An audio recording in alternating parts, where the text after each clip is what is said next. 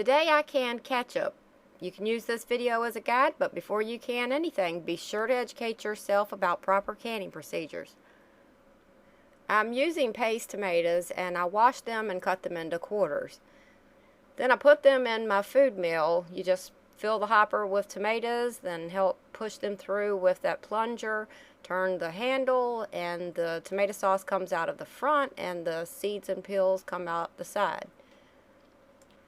I'm using the recipe from the Ball Blue book for this ketchup, and in their directions they say to combine tomatoes, onions, and peppers in a large pot, then cook them till they're tender, and then run them through a food processor or a food mill.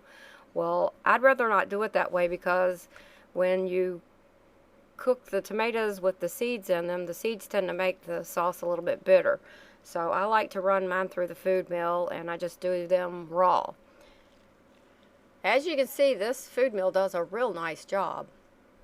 So since I still need to add onions and peppers to this sauce, and I don't want to cook the sauce with the onions and peppers and then run them through the food mill again, what I did instead was I took some dehydrated onions and dehydrated peppers and I put them in my blender and blended them up until they were ground into a powder. And then I added the powder to the tomato sauce. This way I didn't have to cook out all the liquid that would come from the onions and the peppers. I just added powder to the sauce instead.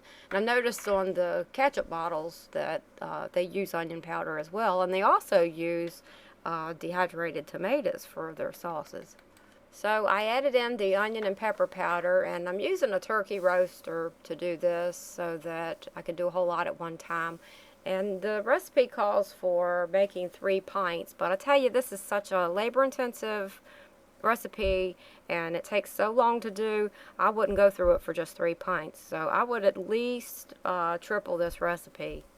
Now I'm putting together my spice bag. I'm using a piece of unbleached muslin and I'm adding to it celery seed, whole allspice, mustard seed, and cinnamon sticks. Then I tied together the corners of the muslin and put the spice bag in the ketchup. I would really like to have one of those nice big metal spice ball thingies. That's one thing I haven't run across yet. So there is a gadget that I don't have yet.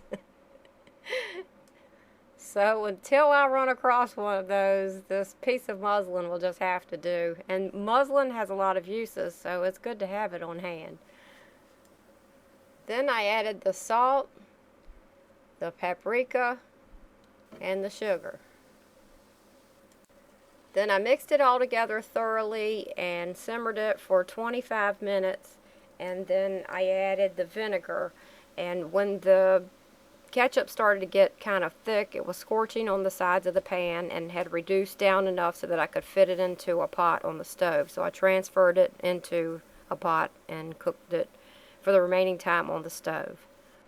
Since you're not using an exact amount of tomatoes here and the different varieties can vary, you'll have to adjust the taste of this recipe. I ended up adding some salt and some sugar to it because it was just tasting too vinegary. When it finally thickened to the consistency of ketchup, I removed the spice bag and started bottling it up. I had my lids at a simmer and I had my bottles hot and ready. Then I took a hot bottle and I filled it with the ketchup, leaving a 1/4-inch headspace. I removed the air bubbles, wiped the rim of the bottle clean. I added a lid and tightened it firmly. Then I set the bottle in the water bath canner to stay warm until I had all of the bottles completed. If you saw a video that I did recently about juice bottles and I was wondering if you could use them to can with, I decided to can some ketchup in some of these juice bottles and see if it would work. So this is one of those Tazo tea bottles. I'm using a used lid because I don't have any new ones yet. Once I had all the bottles in the canner, I made sure there was 1 inch of water covering the bottles. Then I put the lid on and processed them for 10 minutes. When the time was up, I turned off the heat, removed the lid, and let them sit for another 5 minutes before I removed them from the pot. I set the bottles on a towel on the counter to cool, and in the end, all the bottles sealed, including the Tazo tea bottle, and I also used an orange juice bottle, and they were used lids that I used, so it does work, and that's how I can ketchup. Hope it helps.